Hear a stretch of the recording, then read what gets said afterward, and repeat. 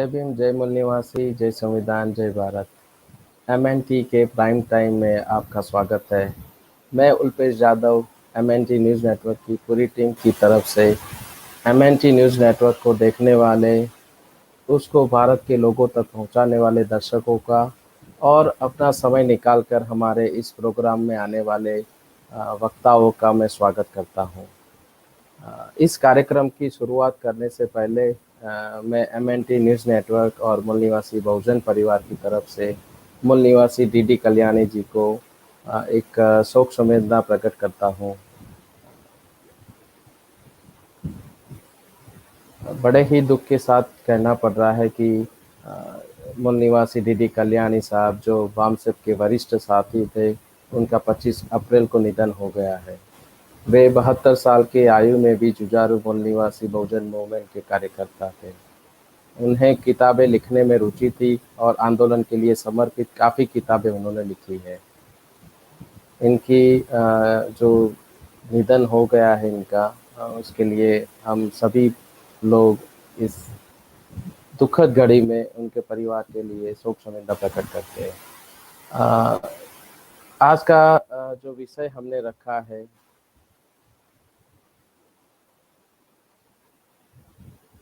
आज सोमवार 26 अप्रैल रात 8:30 बजे जो आज प्रोग्राम रखा है, उस विषय का नाम है कोरोना आपातकाल ने साबित किया कि मिश्रित अर्थव्यवस्था ही भारत के लिए उपयुक्त है। इस विषय पर हमारे साथ वक्तागण जुड़ेंगे। मूल निवासी प्रोफेसर पीएस कांबले सर, जो अर्थशास्त्र विभाग शिवाजी विद्यापीठ कोल्हापुर से है, और उनका साथ देने आ रहे हैं मूल निवासी संजय इंगोले सर, जो सहायक प्राध्यापक है जामिया मिलिया इस्लामिया केंद्रीय विश्वविद्यालय से। मैं सभी वक्तागण का स्वागत करता हूं। आपने जो अपना कीमती समय निकाला उसके लिए धन्यवाद सर। जय भीम, जय मूल निवासी सर। एमएनटी न्यूज़ नेटवर्क आप सबका स्वागत करता है। जय भीम, जय भीम। सर, आज जो विषय हमने रखा है, अभी जो आज डीडी कल्याणी साहब का भी जो एक दुखद निधन हो गया है, 25 अप्रैल को हुआ है बेसिकली। तो जिस प्रकार से उनका जो निधन हुआ है वो कोरोना से ही हुआ है, ऐसा हमें जानकारी मिली है। तो जैसा कि हमने आज का विषय रखा है कि कोरोना आपातकाल ने साबित किया है कि मिश्रित अर्थव्यवस्था ही भारत के लिए उपयुक्त है। तो इसके बारे में हम आपसे आज जानना चाहेंगे कि ये जो मिश्रित अर्थव्यवस्था है, जैसे भारत का संविधान ने जो अर्थव्यवस्था रखी है वो भी मिश्रित अर्थव्यवस्था ही रखी है। तो ये भारतीय अर्थव्यवस्था को मिश्रित अर्थव्यवस्था क्यों कहा जाता है, और राज्य और निजी क्षेत्रों का महत्व क्या रहता है, इसके बारे में सर मैं पहले प्रोफेसर कांबले सर से जानना चाहूँगा sir. PS Kamble sir. Okay, पहले तो मैं एमएनटी नेटवर्क को और सभी ऑडियंस को धन्यवाद देता हूँ। मेरे सहकारी डॉक्टर इंगोले, उल्पेश एक महत्वपूर्ण विषय पर गंभीर गहन चर्चा होने जा रही है। पहले आपने मुझे क्वेश्चन पूछा कि भारत की अर्थव्यवस्था मिश्रित अर्थव्यवस्था, Indian economy is a mixed economy. अर्थव्यवस्था 3 प्रकार की होती है। एक तो भांडवलशाही, उसको कैपिटलिस्ट बोलते हैं। समाजवादी, उसको सोशलिस्ट इकोनॉमी बोलते हैं। कम्युनिस्ट उसका ही पार्ट है। और मिश्रित अर्थव्यवस्था ये दोनों का कॉम्बिनेशन है। कुछ फीचर्स कैपिटलिस्ट इकोनॉमी के होते हैं, भांडवलशाही अर्थव्यवस्था के होते हैं, और कुछ कैरेक्टरिस्टिक्स सोशलिस्ट इकोनॉमी के, समाजवादी अर्थव्यवस्था के होते हैं। और भारत बहुत बड़ा देश है, इसलिए कॉम्बिनेशन की अर्थव्यवस्था, जिसको हम मिश्रित अर्थव्यवस्था बोलते हैं, उसका स्वीकार हमने किया है। आपने जैसे बोला उल्पेश, ये मिश्र अर्थव्यवस्था की प्रोविजन हमारे संविधान में, कॉन्स्टिट्यूशन में है, लेकिन इसके ही पहले डॉक्टर बाबा साहब अम्बेडकर ने, अभी हमें स्वतंत्र इंडिपेंडेंस नहीं मिला था, लेकिन मिलने की प्रोसेस शुरू थी। 1947 में उन्होंने एक स्टेट्स एंड माइनॉरिटीज नामक का ग्रंथ लिखा, और उस ग्रंथ में उन्होंने सब प्रोविजन किया कि भारत के लिए कौन सी अर्थव्यवस्था होनी चाहिए और स्वतंत्र भारत के लिए कौन सी विकास नीति, डेवलपमेंट पॉलिसी होनी चाहिए।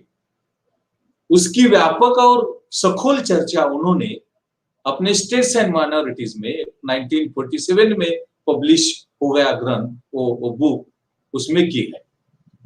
और उसमें क्या होता है कि भांडवलशाही मीन्स प्राइवेट सेक्टर, और प्राइवेट सेक्टर के जो कुछ फीचर्स है, कैरेक्टरिस्टिक्स है, वैशिष्ट्य है, वो सब एक बाजू में, और दूसरे बाजू में सोशलिस्ट इकोनॉमी के मीन्स गवर्नमेंट कंट्रोल, उसको हम पब्लिक सेक्टर बोलेंगे, उसके कुछ फीचर्स होते हैं, और उसका कॉम्बिनेशन, उसका जो मिश्रण है, वो मिश्रण ये है मिश्र अर्थव्यवस्था, मिश्रित अर्थव्यवस्था, उसको सम्मिश्र अर्थव्यवस्था, मिक्स्ड इकोनॉमी भी बोलते हैं। प्राइवेट सेक्टर, भांडवलशाही अर्थव्यवस्था का जो पेक्युलरिटीज है, उसमें क्या होता है, सब प्राइवेट सेक्टर होता है, नफा उसको प्रॉफिट ओरिएंटेड प्रोडक्शन बोलते हैं, और सब इंडस्ट्रियलिस्ट है, सब ओनर्स है, वो प्रॉफिट के लिए काम करते हैं। सोशल वेलफेयर, सोशल सर्विस, सामाजिक कल्याण, सामाजिक सेवा, ऐसा कुछ इंटेंशन नहीं होता। और गवर्नमेंट इंटरवेंशन, गवर्नमेंट का कंट्रोल, मॉनिटरिंग और रेगुलेशन उसमें नहीं होता। On the contrary, socialist economy में प्लानिंग होता है, नियोजन होता है, गवर्नमेंट इंटरफेरेंस होता है, और प्रॉफिट के लिए काम नहीं करना, सोशल सर्विस, सोशल वेलफेयर, सामाजिक सेवा, सामाजिक कल्याण। इसलिए ये अर्थव्यवस्था, आर्थिक संस्थाएं, इकोनॉमिक इंस्टीट्यूशंस काम करने की अपेक्षा, इंटेंशन उसमें रहता है। और भारत विशाल राष्ट्र है, और भारत के लिए अगर सोशलिस्ट इकोनॉमी होगी तो अच्छी होगी, लेकिन वो सोशलिस्ट इकोनॉमी एक्चुअली बाबा साहब अम्बेडकर जी ने सोशलिस्ट इकोनॉमी का प्रारूप ये 1947 में दिया था, लेकिन उनके ध्यान में आ गया कि सोशलिस्ट इकोनॉमी निर्माण करना, कंस्ट्रक्ट करना, शुरू करना भारत में कठिन होगा, डिफिकल्ट होगा। इसलिए कॉम्बिनेशन कैपिटलिस्ट और सोशलिस्ट, लेकिन डोमिनेंट रोल पब्लिक सेक्टर का होगा, सोशलिस्ट इकोनॉमी का होगा, ऐसा प्रतिमान, ऐसी अर्थव्यवस्था बाबा साहब जी ने 1947 में हमें स्वतंत्रता मिलने से पहले दी थी। और वो 1947 का स्टेट्स एंड माइनॉरिटीज वो ग्रंथ है, एक्चुअली वो प्रॉक्सी कॉन्स्टिट्यूशन है, एक्चुअली वो संविधान है। संविधान निर्माण करने से पहले बाबा साहब ने उसको पब्लिश किया था। एक्चुअली वो शेड्यूल कास्ट फेडरेशन का मेमोरेंडम है, जाहिरनामा है। बाबा साहब जी को मालूम नहीं था कि मैं भी इस संविधान, इस देश के संविधान की निर्मिति के प्रोसेस में मेरा कुछ सहभाग होगा, पार्टिसिपेशन होगा, ये बाबा साहब को मालूम नहीं था।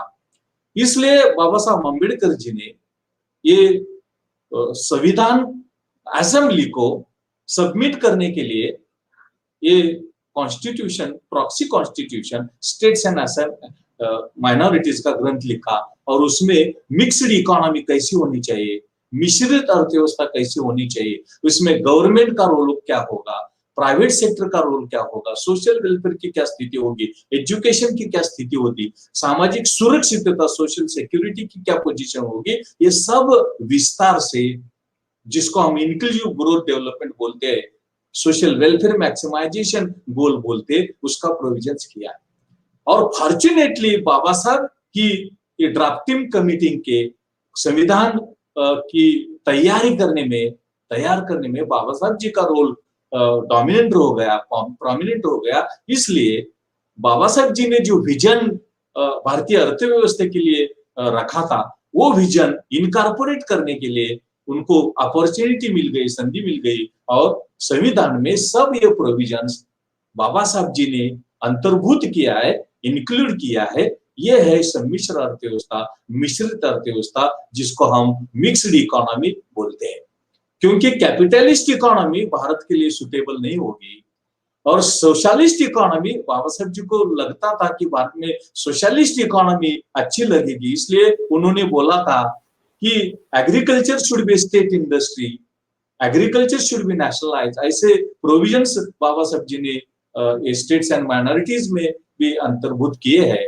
लेकिन बाबा साहब जी के ध्यान में आ गया कि मिश्रित अर्थव्यवस्था सुटेबल हो गया, अप्रोप्रिएट होगी, वो कॉम्बिनेशन अच्छा होगा, इसलिए बाबा साहब जी ने स्टेट्स एंड माइनॉरिटीज में सजेस्ट किया, और उसका अंतर्भाव, उसका इंक्लूजन वो कॉन्स्टिट्यूशन में, संविधान में उसका समावेश किया गया, समाविष्ट किया गया। ऐसे भारत में मिश्रित अर्थव्यवस्था आ गई, उसमें प्राइवेट सेक्टर, खासगी क्षेत्र और सार्वजनिक क्षेत्र, पब्लिक सेक्टर, उसका कॉम्बिनेशन, उसको हम मिश्र अर्थव्यवस्था बोलते हैं, उसको मिश्रित अर्थव्यवस्था बोलते हैं, उसको मिक्स्ड इकोनॉमी बोलते हैं। उल्पेश, आपके ऊपर। जी जी जी जी धन्यवाद सर, जो आपने जो मिश्रित अर्थव्यवस्था के बारे में विस्तार से जानकारी दी। मैं संजय इंगोले सर से जानना चाहूँगा। प्रोफेसर, हेलो सर, मेरी आवाज़ आ रही है सर? आ रही है सर। आज अभी जो भारत में महामारी की स्थिति जो बताई जा रही है, तो ये महामारी की स्थिति वास्तव में क्या होती है, और ऐसी महामारी की स्थिति में सरकारी क्षेत्रों की भूमिका क्या होती है, और अभी जो कोरोना महामारी चल रही है उसके दौरान निजी क्षेत्रों की भूमिका क्या रही है, उसके बारे में सर बताइए।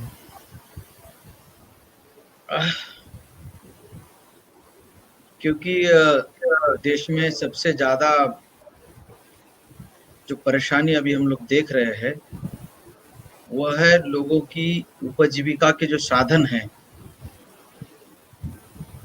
वो प्रभावित हुए हैं। और जब महामारी की स्थिति में लोगों को कहा गया कि अब घर में रहिए, बाहर निकलेंगे तो ये हवा से फैलने वाली बीमारी है, संसर्गजन्य बीमारी है, संपर्क में आने से दूसरे के ये बीमारी आपको होगी, तो इसलिए आप बाहरी हवा के संपर्क में मत आइए, घर में रहिए।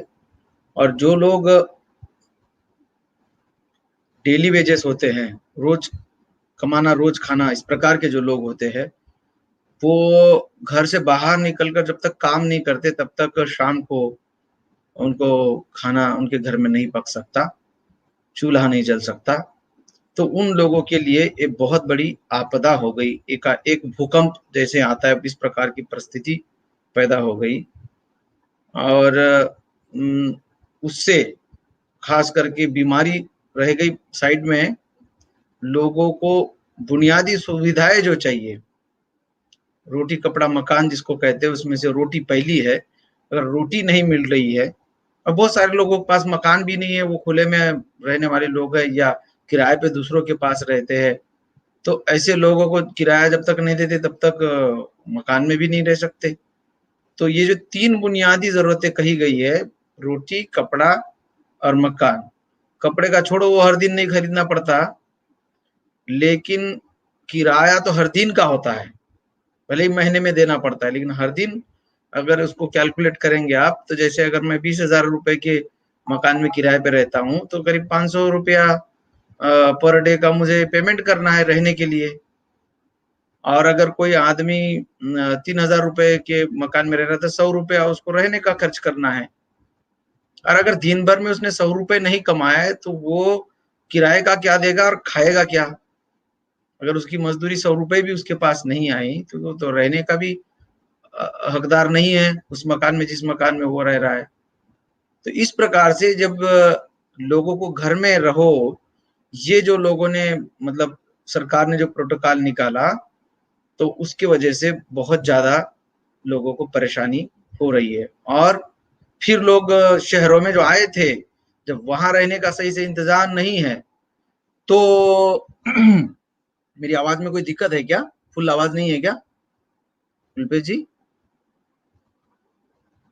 मैं देखता हूँ मेरी लेवल क्या है, जस्ट अ मिनट। हाँ, यहाँ तो ठीक है। कुलपेश जी, हमारी आवाज सही आ रही है? एक्चुअली मुझे कट कट के आ रही है आवाज, तो शायद मैं दूसरों को जानना चाहता पूछना था पड़ेगा। कि कमले साहब, आपको सही आवाज आ रही है क्या? आ रही, गो अहेड। मेरे यहाँ ऐसा हो क्या? हाँ, गो अहेड, मेरे आ यहाँ रही। प्रॉब्लम होगा। संजय गो अहेड, मेरा आ रही इंटरनेट है, वीक होगा आवाज आ सर। रही, आप हाँ, आते है आवाज।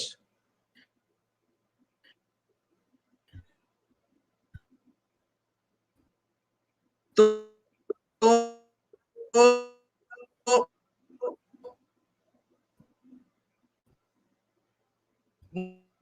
मैं जनजीवन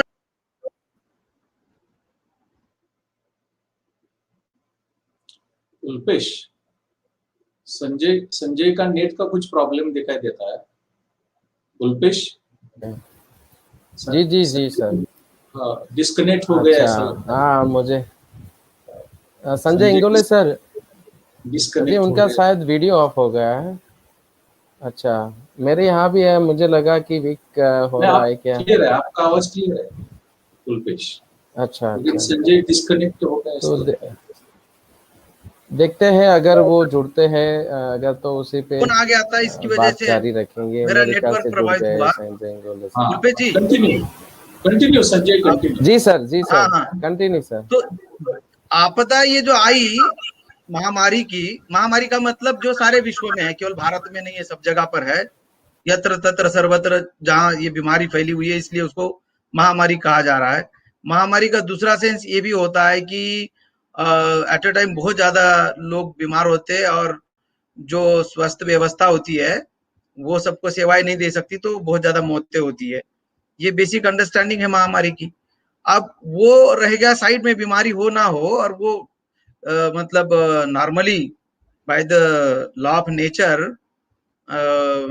सब लोग तो प्रभावित नहीं होंगे, 1-2% लोग प्रभावित हो जाएंगे। लेकिन जिनको बीमारी नहीं है वो लोग भी प्रभावित इसलिए हो रहे हैं कि जीवन अर्जन के जो साधन है, आजीविका के जो साधन है, उससे उनको हाथ धोना पड़ा। वो आजीविका के लिए घर से बाहर नहीं निकल पा रहे। जो मजदूर लोग हैं वो रोज मजदूरी करते हैं और खाते हैं, उनके लिए बहुत बड़ी समस्या होगी।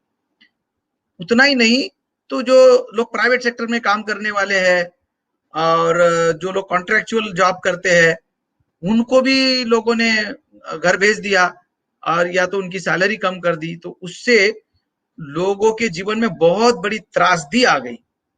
मतलब पैसा जो होता है एक किस्म से ऑक्सीजन के बराबर है।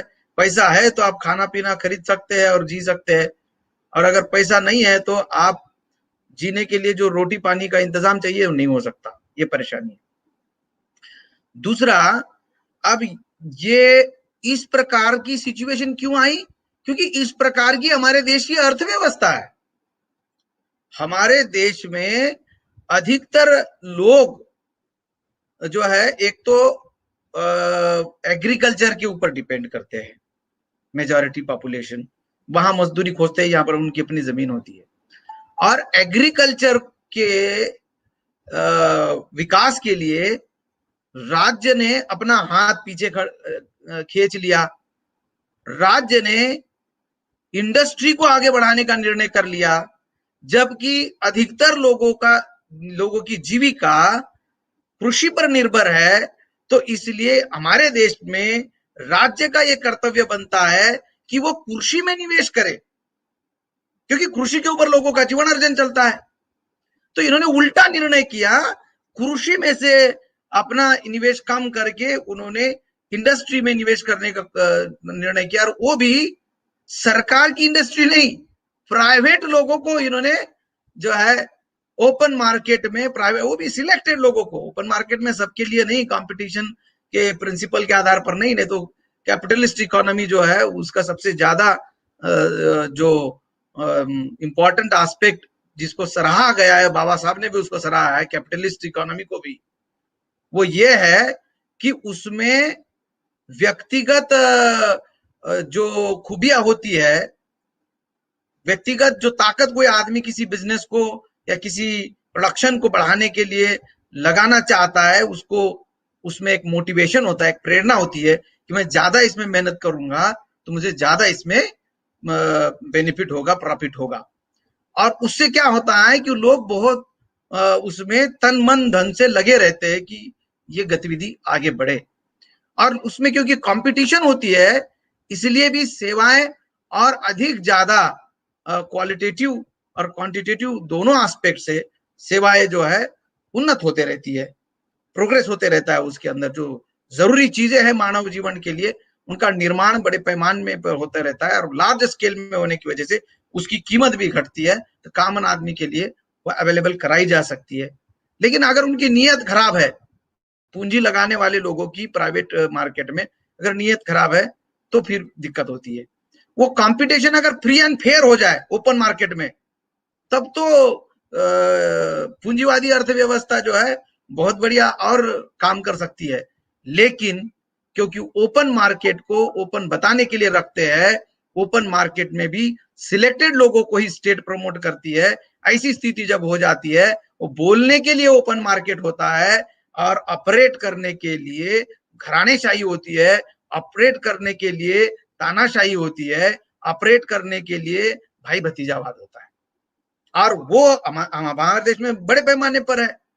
दो चार बड़ी कंपनी को छोड़ करके बाकी सब कंपनियों को जो है सरकार मदद नहीं कर रही है, ना उनको पनपने दे रही है। उनको दबाने के लिए बड़े बड़े निर्णय सरकार ने किए, नोटबंदी का निर्णय कहो, चाहे अभी ये महामारी में जो लंबे अरसे तक लॉकडाउन किया, अमेरिका जैसे देश ने फोर्सफुल लॉकडाउन नहीं किया, सजेस्टिव लॉकडाउन है कि जिनको तो जीवन यापन इसी के ऊपर करना है, वो हिदायत रखते हुए अपने आप को प्रोटेक्ट करते हुए जाए, अपना काम करे।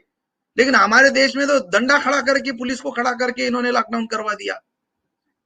अब अगर उनका ये भी लॉजिक है कि हमारे देश की जनता बहुत ज्यादा अनपढ़ है और डिसिप्लिन में नहीं रहती, इसलिए हमको डंडा उठाना पड़ा, तो इस देश की जनता अगर ज्यादा अनपढ़ है और वो समझ नहीं रही साइंटिफिक एस्पेक्ट को, और वो अपने आप को बचाने के बजाय बीमारी से एक्सपोज हो जाएगी, ये सिचुएशन है, तो इसका मतलब इस देश में लोगों को प्रॉपर एजुकेशन में, साइंटिफिक एजुकेशन लोगों को नहीं देने का निर्णय भी तो सरकार का है। तो इस प्रकार से सरकार ने यहाँ के आदमी को पूरी तरह से घेर लिया और उसकी जिंदगी जो है एक तरह से उसकी जिंदगी को नर्क बना दिया। नर्क और स्वर्ग में हम विश्वास नहीं रखते, लेकिन नर्क मतलब गंदगी तो हम समझते हैं, नर्क मतलब घुटन तो हम समझते हैं। तो इस देश में उनको घुटन में डाल दिया, कमरे में बंद कर दिया। एक कमरे में 4-4 लोग बंबई में रहते हैं काम करने के लिए, 10 बाय 8 के कमरे में, जो शिफ्ट वाइज वहां से होते हैं, सारों को एक साथ उसमें घुसा दिया और उसको बंद करा दिया। तो घुटन हो रही है, मर रहे, एक दूसरे की दूसरी भी बीमारियां, अगर कोई टीबी का पेशेंट है तो उससे भी लोग मर रहे, और भी कई चीजों से मर रहे। तो मतलब इस महामारी में आदमी चौतरफा घेरा गया। और आदमी को चौतरफा क्यों घेरा जा रहा है? क्योंकि ये सुना जा रहा है, डॉक्यूमेंट्स अवेलेबल है, चर्चाएं हैं कि दुनिया के जो पूंजीवादी लोग हैं, जिनको भांडवलदार कह रहे थे कांबळे साहब, ये हिंदी वाले लोग उसको पूंजीवादी कहते हैं, मराठी में उसको भांडवलदार कहते हैं। मुझे लगता है मराठी में भांडवलदार जो शब्द है बड़ा अप्रोप्रिएट भी है, क्योंकि वो जो मीन्स ऑफ प्रोडक्शन, जो मीन्स को इंडिकेट करता है कि किसी बिजनेस को चलाने के लिए जो भांडवल लगता है, मतलब जो और कई चीजें लिखते हैं, केवल पैसा ही नहीं, और भी चीजें लगती है, जमीन भी लगती है, वो भी उसमें आती है। लेकिन पूंजी शब्द यूज करते हैं तो उसका भी अलग अपना डेफिनेशन और उसका अलग अंडरस्टैंडिंग लोगों का बनता है। तो ये पूंजीवादी जो तत्व है दुनिया के, केवल भारत के नहीं, वो सब लोगों के साथ साठ-गांठ करके ये पता चल रहा है कि दुनिया की टोटल पॉपुलेशन में पॉपुलेशन को घटाना है, मरवा देना है लोगों को। जब पॉपुलेशन कम रहेगी तो सरकार की जो बदनामी होती है, सरकार जो लोग जन सेवाएं नहीं पहुंचाता, तो सरकार की जो बदनामी होती है उससे सरकार बचेगी। और खास करके जो आवाज उठाने वाले लोग हैं, वही अगर इसमें मर जाएंगे तो जन आंदोलन भी नहीं होंगे। अल्टरनेटिव लीडरशिप प्रोवाइड करने का जो काम है वो भी अपने आप खत्म हो जाएगा। महामारी में कॉमन लोग तो मरेंगे, तो सरकार के रिश्तेदार भी मरेंगे, लेकिन आंदोलन करने वाले लोगों में भी इंपॉर्टेंट लोग अगर मर गए तो बिना उनकी हत्या किए, बिना उनका आरोप अपने ऊपर लिए सरकार का दूसरों जो जो सरकार के लिए जो बाधा बने हुए उन लोगों को खत्म करने का उनका जो मकसद है वो पूरा हो जाएगा। इसलिए ये बीमारी फैलाई गई, ये इंजीनियर्ड वायरस है ऐसा लोग कह रहे हैं। अब जो लोगों ने जानकारी दी मैं उसी के आधार पे कह रहा हूँ, ना मैं इंजीनियर हूँ ना मैं जेनेटिक साइंटिस्ट हूँ, वैसे मैं एग्रीकल्चरलिस्ट हूँ, मैं समझता हूँ इन चीजों को, लेकिन मैं हवाले के लिए कह रहा हूँ कि मेरे पास इंफॉर्मेशन अवेलेबल है अलग अलग सोर्सेज से कि ये जो बीमारी है, बीमारी की जगह पर है, बीमारी के साथ लड़ने के तौर तरीके जो साइंटिफिक वे उसका पूरा अवलंबन करना चाहिए, लेकिन ये बीमारी आई कैसे, इसकी जो राजनीति है उसका कनेक्शन अर्थव्यवस्था से है। इसलिए मैं ये समझता हूँ कि जो सब्जेक्ट आपने चर्चा के लिए लिख रखा बड़ा रेलेवेंट सब्जेक्ट है। वो ये चाह रहे पूंजीवादी लोग दुनिया के कि पॉपुलेशन जहां पर ज्यादा है वहां से टैलेंट कहीं से भी आ सकता है ओपन मार्केट में, तो पॉपुलेशन को प्रभावित करो, पॉपुलेशन को कम करो, लोगों को मरवाओ, किसी तरीके से जनता को मरवाओ, उसमें कुछ नालायक लोग भी मरेंगे लेकिन उसमें कुछ बहुत ज्यादा प्रतिभावान लोग भी मर जाएंगे। तो दोनों से उनको नालायक को संभालने के लिए भी अलग से सरकार को लॉ एंड ऑर्डर में प्रॉब्लम होता है और बुद्धिमान को संभालने के लिए भी बहुत ज्यादा प्रॉब्लम होता है। तो दोनों की पॉपुलेशन कम होगी तो सरकार की प्रॉब्लम कम हो जाएगी। इस ऑब्जेक्टिव से इन्होंने बीमारी को फैलाया। दुनिया में जब फैल रही थी अक्टूबर नवंबर 2019 में पता चल रहा था, तो भारत सरकार का सबसे पहला कर्तव्य था, जो आज सोशल डिस्टेंसिंग की बात कर रहे हैं, का सबसे पहला कर्तव्य था कि अपनी विमान सेवा बंद कर दे और अपनी विमान सेवा बंद करके वो बीमारी को यहाँ आने से रोके। तो इन्होंने तो उसको जब तक नहीं फैलती यहाँ पर तब तक उसको चालू रखा, जब तक उसका एविडेंस नहीं। हाँ, पहला आदमी दिल्ली के एयरपोर्ट पे मिला, बंबई के एयरपोर्ट पे मिला और फिर वो चला भी गया, सरकार उसको ट्रेस नहीं कर सकी। ये क्या नौटंकी है इस देश में? इसका मतलब ये है कि ये सोचा समझा और षड्यंत्र पूर्वक किया गया कार्यक्रम चल रहा है। लोगों को बीमारी के संपर्क में ला करके लोगों को मरवाने का कार्यक्रम चल रहा है। और क्यों? क्योंकि इस माध्यम से जब लोग कमजोर हो जाएंगे तो फिर उनके ऊपर नियंत्रण किया जाएगा। ये दूसरा उसका ऑब्जेक्टिव है। तो ये जो कैपिटलिस्ट इकोनॉमी होती है उसमें जो ये कहा जाता है कि उसमें इनोवेशन के लिए स्कोप होता है, इंडिविजुअल एबिलिटी को प्रमोट करने का उसके अंदर स्कोप होता है। उससे जब बड़े लार्ज स्केल में प्रोडक्शन होगा तो चीजों की कीमतें घटेगी और जब चीजें बड़ी मात्रा में उपलब्ध होगी तो कोई उससे जो है जिसकी वो उसकी उपलब्धता नहीं होने की वजह से कोई आदमी प्रभावित नहीं होगा, तो बड़ी मात्रा में चीजें लोगों को उपलब्ध होगी। इस प्रकार से उसके बेनिफिट बताए जाते हैं। लेकिन ये अपनी जगह है, आज तक दुनिया में सिद्ध नहीं हो सका। अमेरिका उसका भुगत रही है, अमेरिका दिखा रही है। अभी वहां पर डेमोक्रेट का सेशन आया है, पहले रिपब्लिकन का चल रहा था। रिपब्लिकन का मतलब चलो कि ब्राह्मणवाद का चल रहा था, ऐसा समझो, क्योंकि वो जो नस्लवादी लोग है वो रिपब्लिकन में है और डेमोक्रेटिक जो फ्रंट है वहां पर वो दूसरे सभी लोगों का पार्टिसिपेशन लेके स्टेट चलाना चाहिए, ऐसा सोचने वाली डेमोक्रेटिक पार्टी है वहां पर। तो वो अमेरिका भुगत रही है। अमेरिका के लोगों के समझ में आया कि ये उनका जो तत्कालीन जो प्रेसिडेंट था ट्रम्प, ये मूर्ख आदमी है, अनपढ़ आदमी के चक्कर में पड़ गया नरेंद्र मोदी के, और उसने जो है हमारे देश को खस्ते में ला दिया। बड़ी मात्रा में कुछ काले भी मरे होंगे तो गोरे भी बहुत सारे वहां पर मर गए, क्योंकि इनकी स्कीम तो घराणेशाही की स्कीम है, जो दादागिरी चलाने की स्कीम है। या ट्रम्प जो है अपने आप में कैपिटलिस्ट है और उसका बहुत बड़ा नेटवर्क है बिजनेस का, तो इसकी वजह से उसके नेटवर्क के जो लोग हैं उन्होंने उसको प्रमोट करके प्रेसिडेंट बनाया था। अब वो प्रेसिडेंट नहीं रहेगा तो वो नेटवर्क की अलग अलग बिजनेस हाउस को जो बेनिफिट दे रहा था वो अब उनको मिलेगा नहीं। इसलिए तो उनकी संसद में घुस करके उन्होंने एक महिला की जान ली। उनके इतिहास के ऊपर जो है उसके संवैधानिक प्रक्रिया जो दुनिया में जिंग हाँकते थे कि हम बहुत सफल डेमोक्रेसी है, उनकी डेमोक्रेसी में रक्तपात हो गया। जनता वो संसद में घुस करके जनप्रतिनिधियों की जान लेने के लिए वहां पर उतारू हो गई, ब्लड शेड हो। जी जी जी, जहाँ ब्लड शेड हो वहां कहाँ की डेमोक्रेसी है। तो इस प्रकार से ये जो आ रहा है, जो आपदा देश में आ रही है, ये आपदा इस विचारधारा से बहते हुए यहाँ पर पहुंच रही है।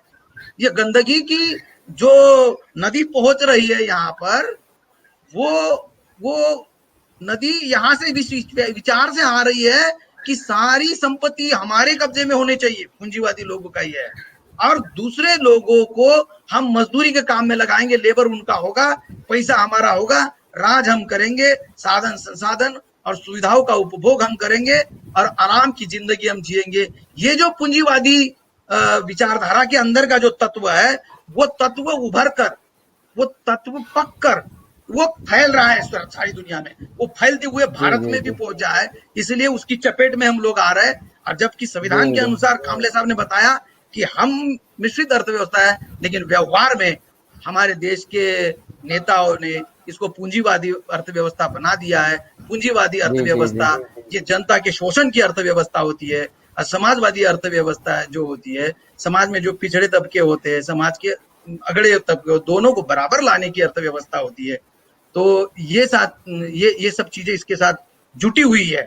इसलिए ये मिश्रित अर्थव्यवस्था हमारे लिए जरूरी है कि हमारे देश में जो गरीबी है, हमारे देश में जो एग्रीकल्चर के ऊपर लोग डिपेंडेंट है, हमारे देश में जो अनऑर्गेनाइज सेक्टर है, ये बड़े पैमाने पर है।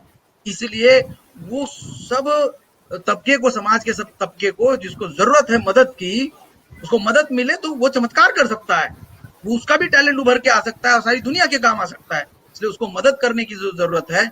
इसके लिए समाजवादी अर्थव्यवस्था के भी तत्व हमारे अर्थव्यवस्था में है, लेकिन क्योंकि बहुत बड़ा देश है, बहुत बड़ी पॉपुलेशन है, तो कैपिटल भी ग्रो होना चाहिए। बिना कैपिटल के ट्रांजैक्शंस भी नहीं हो सकती और प्रोग्रेस नहीं हो सकता, चीजें एक दूसरे के पास पहुंच नहीं सकती। इसलिए कैपिटलिज्म के भी कुछ तत्व है और समाजवादी भी तत्व हमारे अर्थव्यवस्था में, वो अगर बैलेंस ढंग से, मध्यम मार्ग से अगर उसको हम चलाएंगे, तब जाकर के इन चीजों से हम निजात पाएंगे। ये जो प्राइवेट हॉस्पिटल आज की तारीख में हमारे देश में है, दिल्ली में देखो, दिल्ली में मेजॉरिटी हॉस्पिटल, जो सरकारी हॉस्पिटल, सब कुछ फ्री है। आज प्रेसिडेंट दिल्ली के मुख्यमंत्री ने घोषित कर दिया कि सब लोगों को फ्री ऑफ कास्ट हम ये वैक्सीन दे देंगे, उसने बोल दिया। जबकि केंद्र सरकार, एक पूर्व सेक्रेटरी का मेरे पास मैसेज है, गवर्नमेंट ऑफ इंडिया के जो सेक्रेटरी थी लेडी, उसका मैसेज है कि ये पहली बार हुआ है कि किसी आपदा में केंद्र सरकार ने दवा की कीमत राज्यों से मांगी है और राज्यों ने उन कंपनियों को कीमत देनी है, सप्लायर को कीमत देनी है जिनसे ये दवा आनी है, जबकि ये सरकार ने खरीद करके लोगों को मुहैया करनी चाहिए थी फ्री ऑफ कास्ट। जनता नहीं बचेगी तो इनकी सरकार कहां से बचेगी, ये इनको समझना चाहिए। आज जो काम चलता है, जो इमारतें बनती है, जो फैक्ट्री बनती है, आज जो पुल बनते हैं, आज जो मेट्रो बनती है, ये कॉमन आदमी अपने खून पसीने से रिस्क लेके उसको बनाता है। और ये काम करने वाले लोग अगर उन शहरों में नहीं रहेंगे और गांव की तरफ जाएंगे तो इन लोगों को लेने के देने पड़ेंगे। ये इनको समझ में नहीं आ रहा है। ये समझ में तब आएगा जब वो कार्ल मार्क्स वाले जैसे लोग जो कहते हैं कि अगर रिवॉल्यूशन आएगी तो बंदूक के नोक से आएगी, ऐसा अगर होगा तो बड़ा दुखद होगा। वो नहीं होना चाहिए कहीं पर भी, क्योंकि हम जानते हैं कि ये कोई अच्छा विचार नहीं है। इसलिए मध्यम मार्ग सबसे बड़ा मार्ग है। कुछ चीजें लोगों के इनोवेशन के लिए, कंपटीशन के लिए, लोगों के व्यक्तिगत विकास के लिए छोड़ देनी चाहिए और कुछ चीजें राज्य ने अपने नियंत्रण में रखनी चाहिए। जैसे कैपिटलिस्ट वाले राज्य चार चीजें रखते हैं, एक होता है डिफेंस, दूसरा होता है कम्युनिकेशन और तीसरे, एक मिनट में खत्म करता हूँ।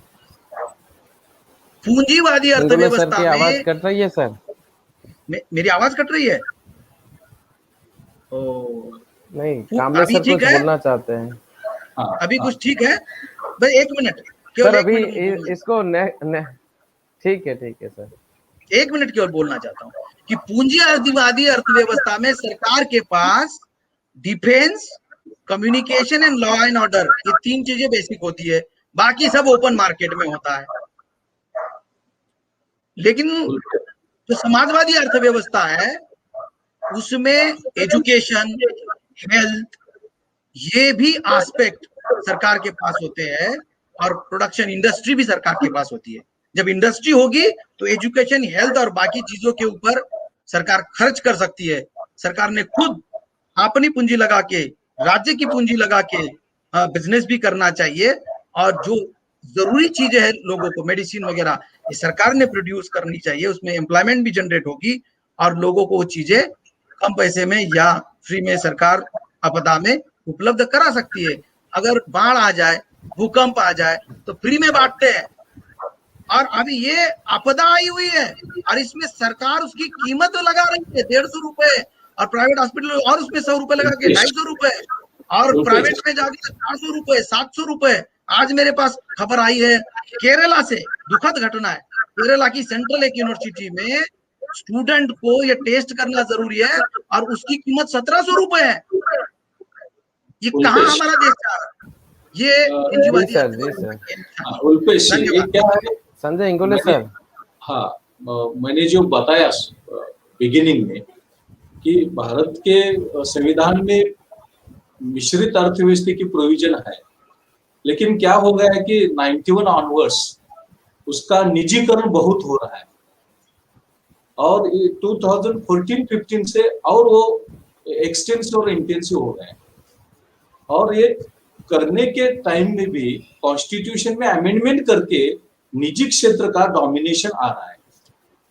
अगर पब्लिक सेक्टर की हम बात करेंगे तो अब पब्लिक सेक्टर में बहुत मिनिमम रह गया है और प्राइवेट सेक्टर, निजी क्षेत्र का बहुत डोमिनेशन हो गया है।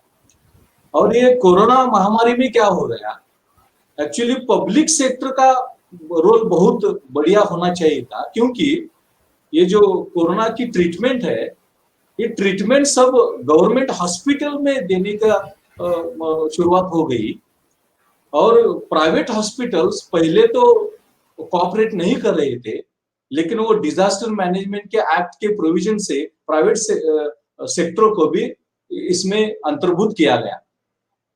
लेकिन क्या हो गया हमारे देश में, वो हेल्थ सेक्टर है, उसमें प्राइवेट सेक्टर का डोमिनेशन है और पब्लिक सेक्टर में, गवर्नमेंट में हेल्थ सेक्टर के डेवलपमेंट में बहुत निग्लिजेंस किया है, बहुत निग्लेक्ट किया है।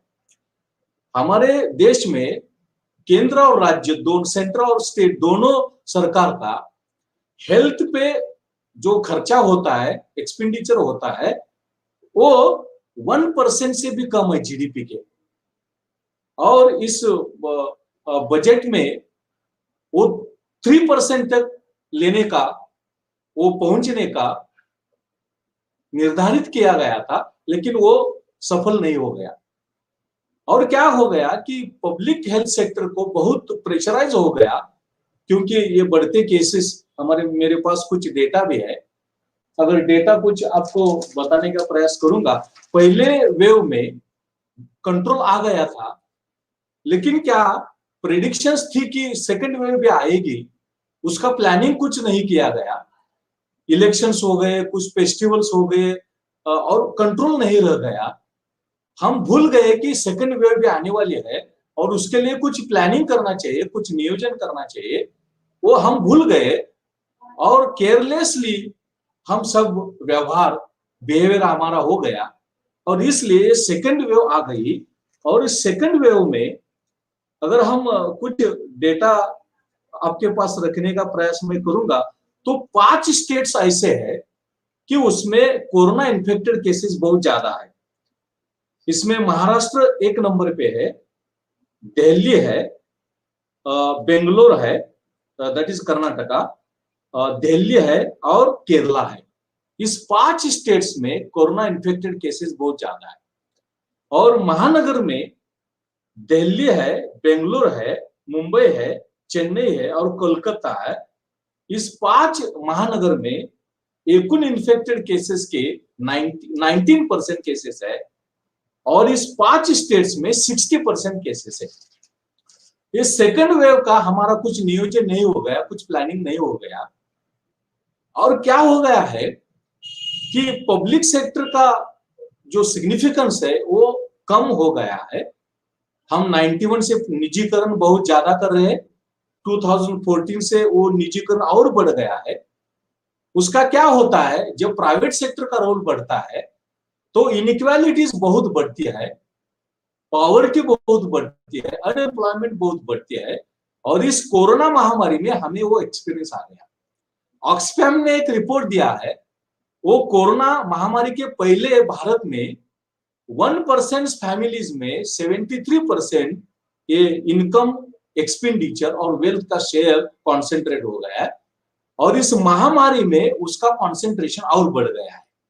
और ऑक्सफैम का लेटेस्ट वो रिपोर्ट बोलता है कि इस महामारी में भी इनइक्वालिटीज बहुत बढ़ गई है और पॉवर्टी बहुत बढ़ गई है, क्योंकि रोजगार नष्ट हो गया, कम हो गया, रोजगार एबॉलिश हो गया, और इसलिए अनएम्प्लॉयमेंट का रेट भी बहुत बढ़ गया, 23% हो गया, 20 हो गया, 15% हो गया, और इसलिए पॉवर्टी बहुत बढ़ रही है।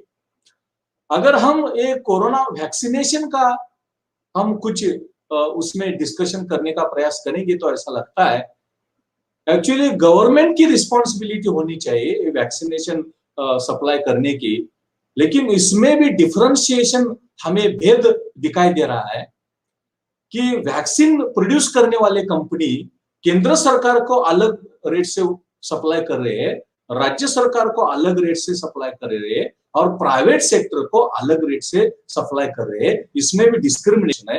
एक्चुअली ऐसे इमरजेंसी में, महामारी में सरकार ने सब ये रिस्पॉन्सिबिलिटी लेनी चाहिए, और सरकार का उसमें बहुत रोल होना चाहिए कि सप्लाई करने का। अगर उसका प्रोडक्शन प्राइवेट कंपनी करते हैं तो गवर्नमेंट का मॉनिटरिंग और रेगुलेशन होना चाहिए।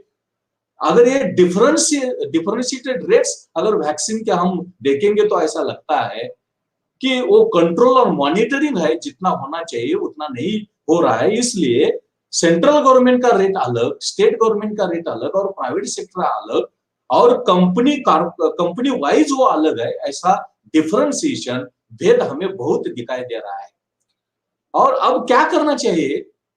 एक तो वैक्सीनेशन की उपलब्धता और बढ़नी चाहिए, और फ्री ऑफ कॉस्ट ही देनी चाहिए, क्योंकि ये पॉवर्टी बढ़ गई है, अनएम्प्लॉयमेंट बढ़ गई है, और इनइक्वालिटी बढ़ रही है। श्रीमंत richest section of the population है वो बहुत कम है हमारे देश में, और पुअर सेक्शन है बहुत ज्यादा है, मिडिल क्लास कम है। तो वो वैक्सीन परचेस करने का, खरीदी करके लेने का ये परिस्थिति अगर हम सोशल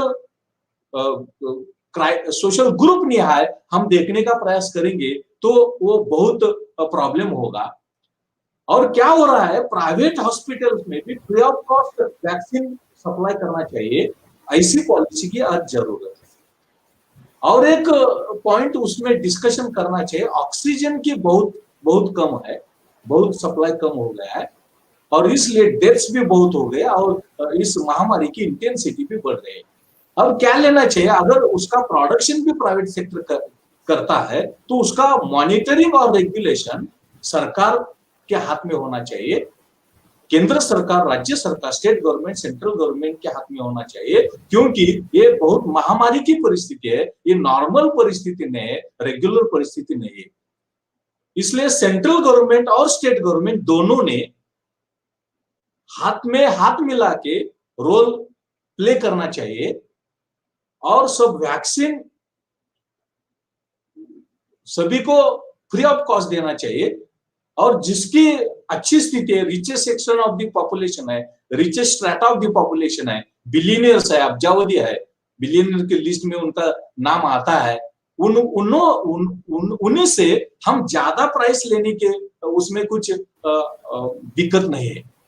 लेकिन जो पुअर सेक्शन है और पुअर स्ट्रेटा, बहुत crores of people are in poverty, ये अगर हम ध्यान में लेने का प्रयास करेंगे तो ऐसा लगता है अब गवर्नमेंट की पॉलिसी क्या होनी चाहिए, वैक्सीन पुअर और मिडिल क्लास को फ्री ऑफ कॉस्ट देना चाहिए, और जो रिचेस्ट स्ट्रेटा है, बिलियनियर्स है, करोर्स है, उनको ज्यादा प्राइस लेनी चाहिए।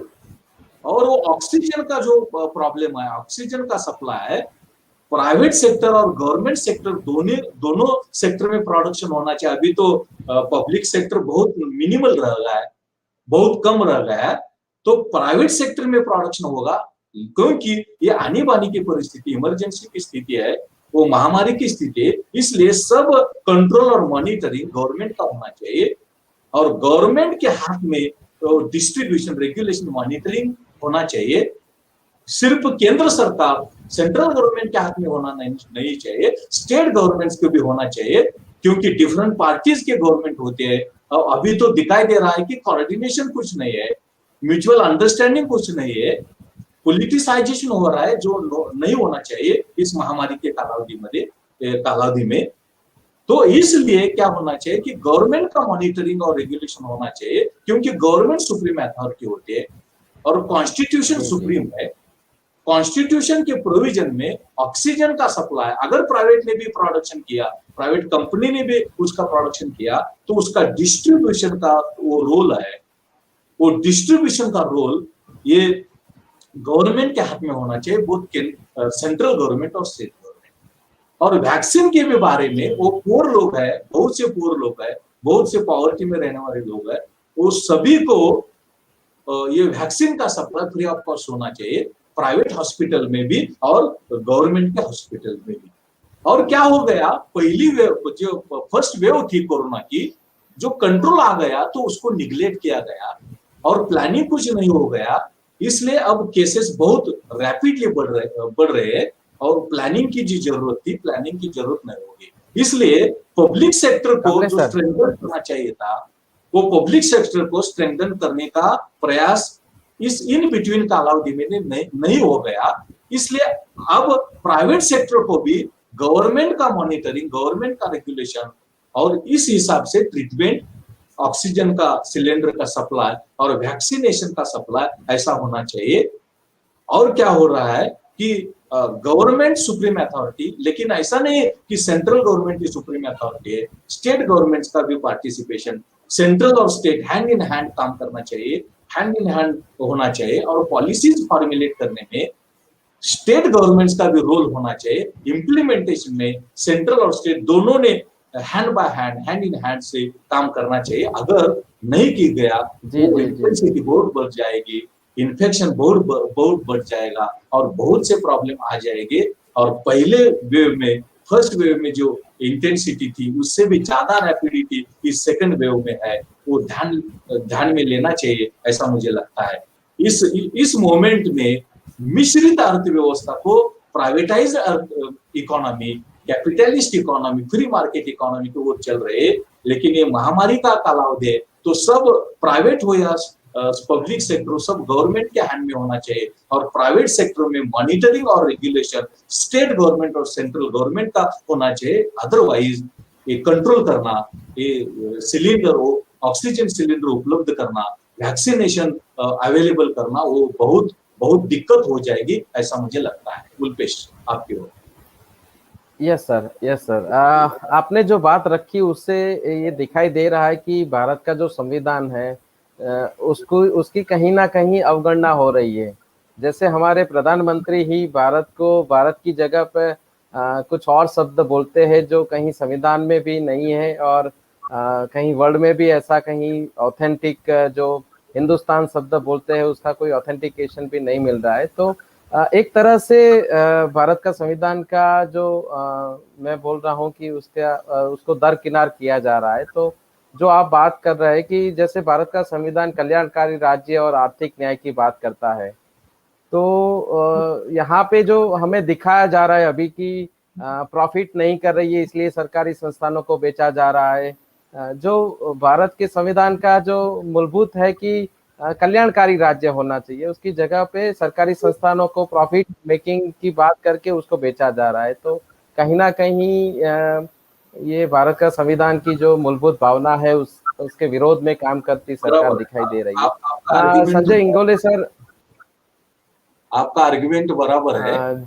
कॉन्स्टिट्यूशन में प्रोविजन है, लेकिन कॉन्स्टिट्यूशन में अमेंडमेंट करके कॉन्स्टिट्यूशन का वायलेशन कर जा रहा है और निजीकरण बढ़ रहा है, प्राइवेट डोमिनेशन हो रहा है और पब्लिक सेक्टर मिनिमम हो रहा है और प्राइवेट सेक्टर में गवर्नमेंट का कंट्रोल नहीं है, ऐसा क्राइसिस हो रहा है। कॉन्स्टिट्यूशन में अमेंडमेंट करने का और ये प्रियम्बल है, वो बेसिक फिलॉसफी है, फ्रेमवर्क है कॉन्स्टिट्यूशन का, उसको वायलेट करने का प्रयास हो रहा है और ये एक डायलेमा हो गया है। फिर मिक्स्ड इकोनॉमी, मिश्रित अर्थव्यवस्था लानी चाहिए और प्राइवेट सेक्टर में गवर्नमेंट का कंट्रोल, मॉनिटरिंग होना चाहिए। अदरवाइज भारतीय अर्थव्यवस्था, इंडियन इकोनॉमी का फ्यूचर बहुत अंधकारमय होगा, ऐसा मुझे लगता है। जी सर, आपकी बात सही है। उसके लिए जो धर्म की राजनीति चल रही है और जनता के दिमाग में भी जो धर्म की राजनीति चल रही है, उसकी जगह पे संवैधानिक राजनीति आनी चाहिए। तो संजय इंगोले सर, हाँ जैसा कि रुपेश अभी जी, बात चल रही है तो जी जी सर, बस तो मैं इतना, अभी क्योंकि आपको क्या टाइम लगता बहुत है कि ज्यादा हो सर? गया, मैं एक दो ही सेंटेंसेस कहूंगा क्योंकि टाइम ज्यादा हो गया। मैं ये कहना चाहता हूं कि सरकार को इसका रियलाइजेशन हो ना हो, क्योंकि वो अपनी धुन में नशे में है ना? लेकिन जनता को अगर इस प्रकार का एहसास होता है जो विषय में रखा है कि ये अर्थव्यवस्था सही से उपयुक्त है, और ये एहसास कराने का काम एमएनटी न्यूज नेटवर्क के माध्यम से और हमारे प्रबुद्ध देश के जो नागरिक है उनके माध्यम से अगर होता है, अब जनता के नजर में, क्योंकि क्या होता है कई बातें जब हम दार्शनिक रूप से लोगों को समझाते हैं, थियरी के आधार पर समझाते हैं, तो तब नहीं समझ में आता।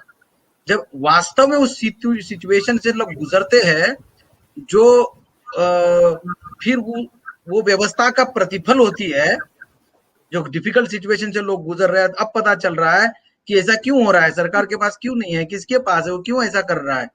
ये जब पता चला, धमकियां दे रहे हैं प्राइवेट हॉस्पिटल के लोग कि इतने बजे तक अगर पैसा डिपॉजिट नहीं करोगे तो ऑक्सीजन बंद कर देंगे, मर जाएगा आपका बाप, आपकी माँ, बंद करना है क्या?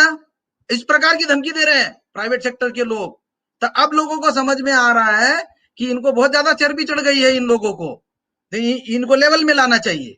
उनको लेवल में लाने का तरीका ही यही है कि अर्थव्यवस्था में सरकार जो बुनियादी सेवाएं है, बुनियादी लोगों को जो जरूरतें है, वो विषय अपने कंट्रोल में, कमांड में रखे, और प्राइवेट सेक्टर को अगर प्रोडक्शन की कुछ एक्टिविटी में हम परमिट भी करते हैं तो उनको नियंत्रण में रखें। धन्यवाद। हाँ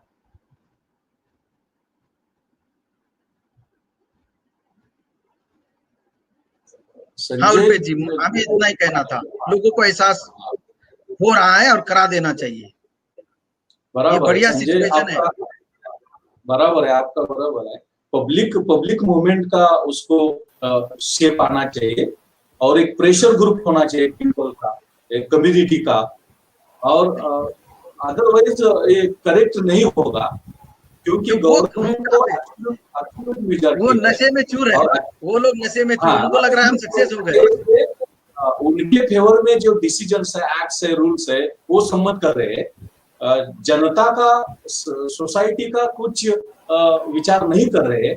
इसलिए प्रेशर ग्रुप मूवमेंट की जरूरत है। और कोरोना पैंडेमिक में बहुत से ऐसे कुछ एक्ट्स और पॉलिसीज फॉर्मुलेट किया है, उससे प्राइवेटाइजेशन बहुत बढ़ रहा है, सब प्राइवेटाइजेशन की ओर जा रहा है। ये प्राइवेटाइजेशन मीन्स भारत का ये मिश्रित अर्थव्यवस्था है वो खत्म करने का, और capitalist economy, new liberalise economy, market economy लाने का प्रयास हो रहा है। और उसकी प्राइवेट सेक्टर जितना बढ़ जाएगा उतना ये सोशल वेलफेयर पीछे पड़ जाएगा, और ये महामारी में बहुत से प्रॉब्लम्स आ जाएंगे। लिविंग का प्रॉब्लम होगा, लाइवलीहुड का प्रॉब्लम होगा, और ऐसी स्थिति अब आ रही है। इसलिए गवर्नमेंट को हमें ये मॉनिटर करना चाहिए, गवर्नमेंट को हमें करेक्ट करना चाहिए कि सोशल वेलफेयर साहब, मैं की बस इतना, केवल इतना कहूंगा कि ये गवर्नमेंट को सजेस्ट करने से, रिप्रेजेंटेशन देने से, धरना प्रदर्शन करने से, या दबाव ग्रुप की मीटिंग करने से गवर्नमेंट मानने वाली नहीं है। ये गवर्नमेंट को जड़ से उखाड़ फेंकना पड़ेगा। ये जिस सीट में ये बैठे हुए, हमारी वोट से ये लोग बैठे हुए हैं, इसका अल्टरनेटिव क्रिएट करना चाहिए। इसलिए हम सब के लोगों ने जो बहुत मुश्किल से सिचुएशन जब देख रही है, खराब हो रही है, तो हम लोगों ने जितने रिसोर्सेज हमारे पास नहीं है तब भी नया पॉलिटिकल आउटफिट खड़ा करना चाहिए। हमने डिसीजन किया, डिफिकल्ट डिसीजन किया, और पीपल्स पार्टी ऑफ इंडिया के माध्यम से, डेमोक्रेटिक के माध्यम से हम लोग सोचते हैं कि आने वाले समय में इन सरकारों का जो है पर्याय हमको देना होगा, तब जाकर ये इनको समझाने से नहीं होने वाला। जी जी जी सर, सही बात आपने रखी सर। कमलेश सर,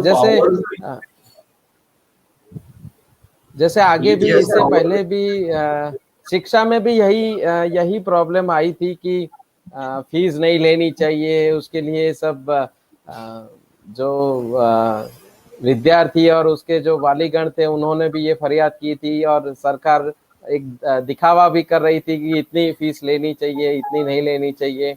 तो जैसे शिक्षा का भी निजीकरण हो गया, उसका ये परिणाम आया। अभी जैसे ऑक्सीजन का भी कंट्रोलिंग सरकार के हाथ में नहीं है, वो भी जैसे मैंने कल ही उनकी पोस्ट देखी थी, पीएमओ इंडिया की तरफ से एक निजीकरण, एक निजी कंपनी को प्रमोट कर रहे हैं कि देखो ये क्रायोजेनिक सिलेंडर ला रहे। अरे आप क्या कर रहे हैं? सरकार का जो जवाबदारी है वो आप एक कंपनी, निजी कंपनी क्रायोजेनिक सिलेंडर ला रही है, उसका प्रमोशन कर रहे हैं। मतलब सरकार अपनी जवाबदारी दूसरे के ऊपर डोल रही है और उसको प्रमोट कर रही है, निजीकरण को, ऐसा दिख रहा है। तो जैसा संजय इंगोले सर ने बताया कि इसका पर्याय एक ही हो सकता है कि ये जो भारत का संविधान के हिसाब से जो सरकार नहीं चल रही है, वो सरकार बाहर होनी चाहिए और ऐसी सरकार आनी चाहिए जो भारत का संविधान के हिसाब से काम करे।